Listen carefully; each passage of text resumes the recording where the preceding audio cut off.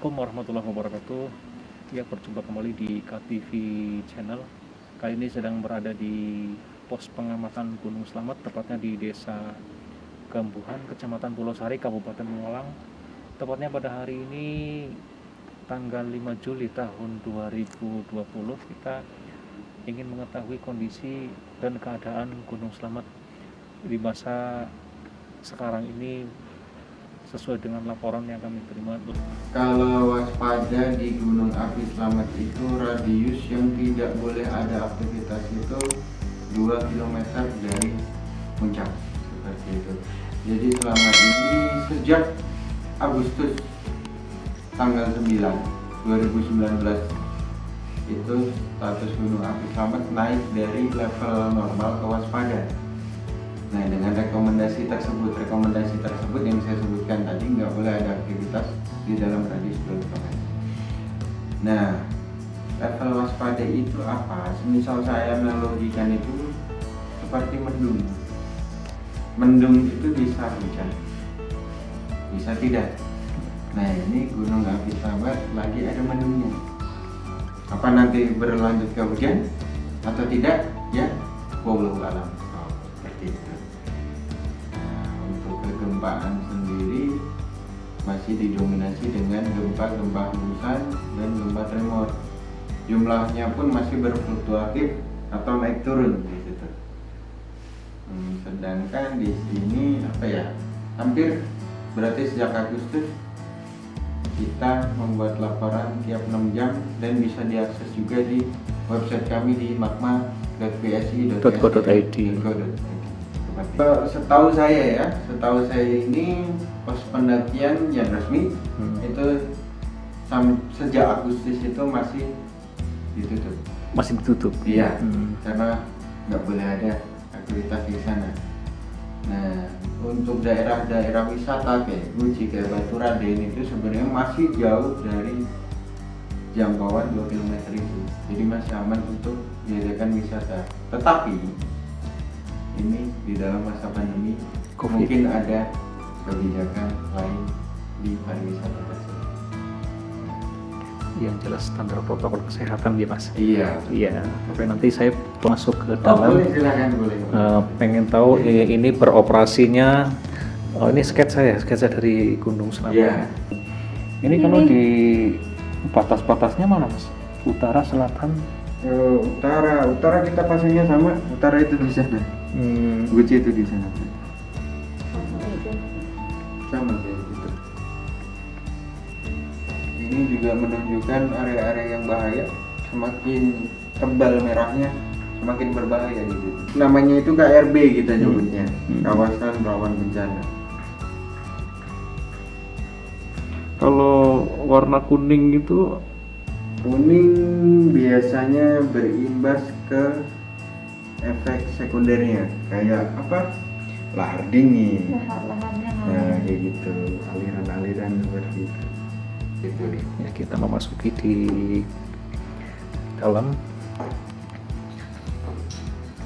Ini sedang berada di ruangan pos pengamatan Gunung Slamet, berada di wilayah Kecamatan Pulau Sari, Kabupaten Malang ya. Iya. Pertepatan di Desa Gambuhan ini bersama Mas Rufdi selaku petugas pos pengamatan Gunung Slamet.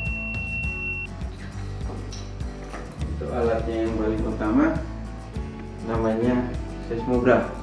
Oh, ini untuk Merekam gempanya. Kita bisa tahu aktivitas gunung api paling mudah metodenya ini.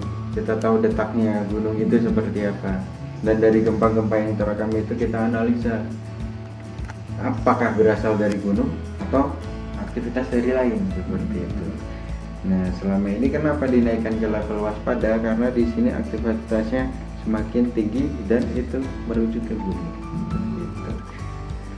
seperti gravitasi grafik ini Mas ya, yang naik turun lurus. Iya. Itu Saya sebutkan tadi fluktuatif dari data ini. Kita hitung ketika diangkat, kita hitung langsung gempanya itu berapa.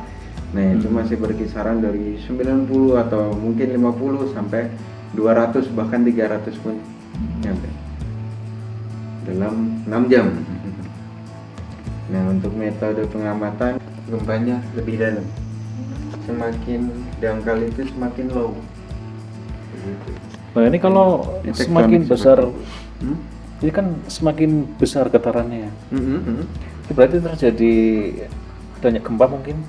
Nah, ini gempa ini. Ini gempa, tapi bukan gunung. Tektonik. Gempa itu kan ada dua, tektonik sama vulkanik. Nah, kita itu fokusnya dengan gempa-gempa vulkaniknya. Gempa tektonik tetap dihitung. Kenapa? Karena terkadang gempa tektonik itu bisa mempengaruhi aktivitas gunung api. Begitu. Dieng, contoh saya katakan Gunung Dieng itu, Gunung Dieng, ketika ada gempa tektonik lokal yang terasa, pasti salah satu kawah ada sesuatu di situ. Dieng kawah banyak memang di sana, tapi salah satu pasti ada yang kenapa-napa di situ. Ini kalau secara digital ya, digitalnya seperti ini. Nah, ini bentuknya seperti ini. Secara digital, di analognya seperti ini. Kita memudahkan pembacaan di sini memang, tapi di sini patokannya banyak. Kita katakan gempa itu seperti apa? Ketika semuanya merekam. Ada juga gempa itu yang hanya sebatas di sini saja. Ini contoh. Ini ada gempa satu, yang lain nggak merekam. Berarti bukan gempa. Bisa jadi angin atau noise yang lain seperti itu. Kalau gempa berarti semua. Semua pasti merekam. Semua. Ini yang barusan terjadi kita cek dulu. Merekam semua ya. Coba saya bisa. Ini bentuknya seperti ini. Kalau gempa pasti semuanya merekam. Kalau letusan, apalagi semuanya pasti dia. Tapi letusan gunung api selamat selama ini namanya tipe Strombolian. Strombolian itu nama gunung api di Italia, tapi dia yang mengeluarkan pertama letusan dengan tipe seperti itu, makanya namanya letusan Strombolian. Merapi pun juga dipakai nama seluruh dunia itu. Ketika letusannya seperti itu, modelnya sama kayak Merapi, disebutnya tipe letusan Merapi. Merapi dipakai di situ. Dan istilah lahar dingin pun dipakai. Kita sering nyebut lahar dingin itu dipakai. Nah, tipe Strombolian itu bentuknya kayak kembang api. Ketika meletus, ya pancaran-pancaran meletus. Jadi sampai kepala bidang saya itu heran ketika dulu 2014 beliau kesini, itu tiap ada letusan malah pada tepuk tangan. Di sini ramai kok, Mbak. Alfiran bisa nyampe bawah sana. Ya lah, rezeki juga. Bukannya pada takut tapi pengen pada melihat di sini. Jadi dari suara ini dirubah jadi gerakan ini oleh diskriminator. Ini namanya diskriminator. Jadi untuk laporan ini per berapa jam sekali, Mas? Kalau waspada tiap 6 jam. Tiap 6 jam sekali kita kirim laporan, recap semua dari sini. Kita baca apa yang disampaikan gunung itu dalam 6 jam itu. Kita hitung jumlah gempanya apa aja sih itu. Kita definisikan, habis itu kita jumlah. Semakin banyak jumlahnya berarti semakin aktivitasnya di gunung semakin. Dibikin 6 jam biar gampang. Jadi dulu itu pernah itu bisa dibuka tapi saya lupa tanggal berapa. Ketika awal Agustus ini satu kertas itu kepakai cuma 3 jam. Jadi ketika bikin laporan itu kita menggunakan 2 kertas. Kenapa kita bikinnya 3 jam? Karena amplitudenya lebih besar dari ini. Kalau amplitude besar pasti numpuk atas bawah. Jadi masih ada. Bunyinya seperti ini. Sekarang audionya seperti ini, gerakannya seperti ini.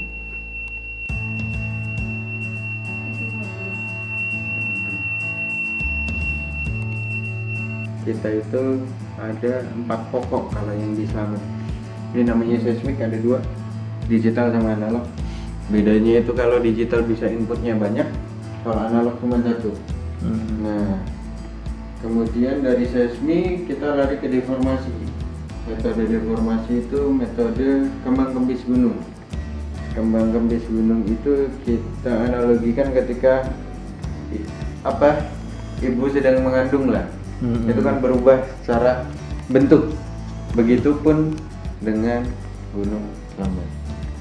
Ketika ada pressure source dari magma, gunung itu sebenarnya mengembang.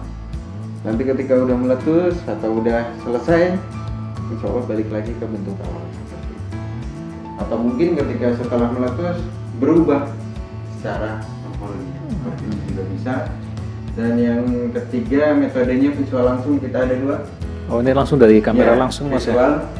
Kita ada dari Tegal satu, di Cirampok Sawangan sana, dusun Sawangan, sama dari pos ini. Yang di Kambuan ini. Iya. Tujuannya untuk membandingkan. Nah, di sini bisa dilihat kalau dari sini kan berkabut, kita nggak bisa ngelihat asapnya. Dan di Sawangan cerah, kita bisa ngelihat asapnya. Ini berarti dari sebelah barat ya? Iya, Sebelah barat Gunung Slamet ya. Sebelah barat. Karena kalau pengamatan yang ideal itu memang dua sisi kan. Jadi bisa tahu dari mana asapnya kemana seperti itu. Nah, kemudian yang terakhir itu kita bicara geokimia. Ini yang terakhir ya? Geokimia. Kalau geokimia itu kita ngukurnya ya kalau secara periodik kita ngukur di guci suhu air panasnya, karena suhu air panas itu bentuk manifestasi dari magma. Ketika suhunya semakin naik, ada indikasi juga bahwa magma itu semakin naik atau semakin mau ke atas. Nah, ada juga yang di Batu Raden, tapi itu jarang-jarang karena juga jarak. Itu mungkin sebulan sekali kita. Tapi kalau yang di Guci kita ada juga alat yang dipasang secara kontinu. Batu Raden pun juga sama. Bisa diteruskan ke infonya Mas apa enggak? Tapi kalau yang kemarin itu saya sempat share juga, kalau di atas itu masih panas. Ya coba kita akan memakai yang kamera portable. Ya ini karena masih tertutup sama asapnya Mas ya, jadi dan awan gitu, awan atau sabtu, jadi tidak terlihat maksimal. Ini jelas itu misalnya.